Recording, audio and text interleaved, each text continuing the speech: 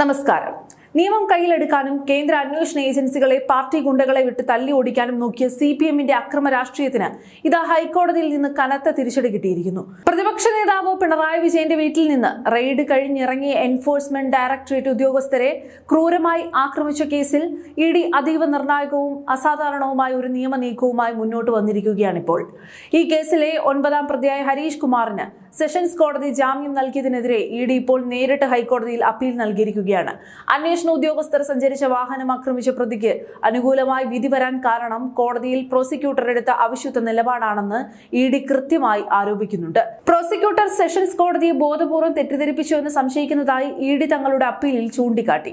ഈ കേസിൽ ജാമ്യം ലഭിച്ച ആദ്യ പ്രതിയാണ് ഈ ഹരീഷ് കുമാർ. കള്ളപ്പണ വേട്ടയ്ക്കെത്തിയ ഉദ്യോഗസ്ഥരെ തല്ലിച്ചതച്ച പ്രതികളെ ഒരു കാരണവശാലും വെറുതെ വിടരുത്, ഒന്നിനും ജാമ്യം നൽകരുത് എന്ന കടുത്ത നിലപാടിലാണ് ഇപ്പോൾ കേന്ദ്ര ഏജൻസി. ഈ കേസിന്റെ നാടകങ്ങൾ ഒന്ന് നിരീക്ഷിക്കേണ്ടിയിരിക്കുന്നു. ഹരീഷ് കുമാറിന്റെ ജാമ്യത്തെ എതിർത്തുകൊണ്ട് കഴിഞ്ഞ മാസം 18-ന് പോലീസ് കോടതിയിൽ അതീവ വിശദമായ റിപ്പോർട്ട് നൽകിയിരുന്നതാണ്. ED കേസുമായി ബന്ധപ്പെട്ട തുടരന്വേഷണങ്ങളും ചോദ്യം ചെയ്യലുകളും അതിശക്തമായി തുടർന്നു വരുന്ന സാഹചര്യത്തിൽ പ്രതി ജാമ്യത്തിൽ ഇറങ്ങിയാൽ ഇനിയും സമാന രീതിയിലുള്ള ആക്രമണ സംഭവങ്ങളും പ്രക്ഷോഭങ്ങളും നടത്തി ഗുരുതരമായ ക്രമസമാധാന പ്രശ്നങ്ങൾ സൃഷ്ടിക്കാൻ സാധ്യതയുണ്ടെന്ന് പോലീസ് റിപ്പോർട്ടിൽ കൃത്യമായി പറഞ്ഞിരുന്നു. എന്നാൽ ഈ പോലീസ് റിപ്പോർട്ടിനെ അപ്പാടെ തള്ളിക്കളഞ്ഞ് പ്രതിയെ ഇനി കസ്റ്റഡിയിൽ ആവശ്യമില്ലെന്ന് പബ്ലിക് പ്രോസിക്യൂട്ടർ കോടതിയിൽ വന്ന് വാദിക്കുകയാണ് ചെയ്തത്. സ്വന്തം നേതാവിന്റെ അഴിമതി പുറത്താകുമെന്ന ഭയത്തിൽ ഉദ്യോഗസ്ഥരെ തല്ലാൻ ഗുണ്ടകളെ വിടുക, അവർ അകത്താകുമ്പോൾ കോടതിയിൽ പ്രോസിക്യൂട്ടറെ സ്വാധീനിച്ച് ജാമ്യം ഒപ്പിച്ചു നൽകുക, കമ്മ്യൂണിസ്റ്റ് പാർട്ടിയുടെ ഈ ഇരട്ടത്താപ്പ് നാടകം ED ഇപ്പോൾ ഹൈക്കോടതിക്ക് മുന്നിൽ കൃത്യമായി തുറന്നു കാട്ടിയിട്ടുണ്ട്. നിയമത്തിന്റെ കണ്ണിൽ പൊടിയിട്ട് രക്ഷപ്പെടാമെന്ന് വിചാരിച്ച പ്രതികൾക്ക് ഇനി ജയിൽ തന്നെയാണ് ശരണം. അതിനിടയിൽ കേസിൽ ഗൂഢാലോചന നടന്നതിന് തെളിവ് കണ്ടെത്താനായില്ലെന്നും പ്രതികളുടെ ഫോൺ കോളുകളിൽ അസ്വാഭാവികമായി ഒന്നും കണ്ടിട്ടില്ലെന്നുമാണ് കോടതിയിൽ റിപ്പോർട്ട് ചമച്ചിരിക്കുന്നത്.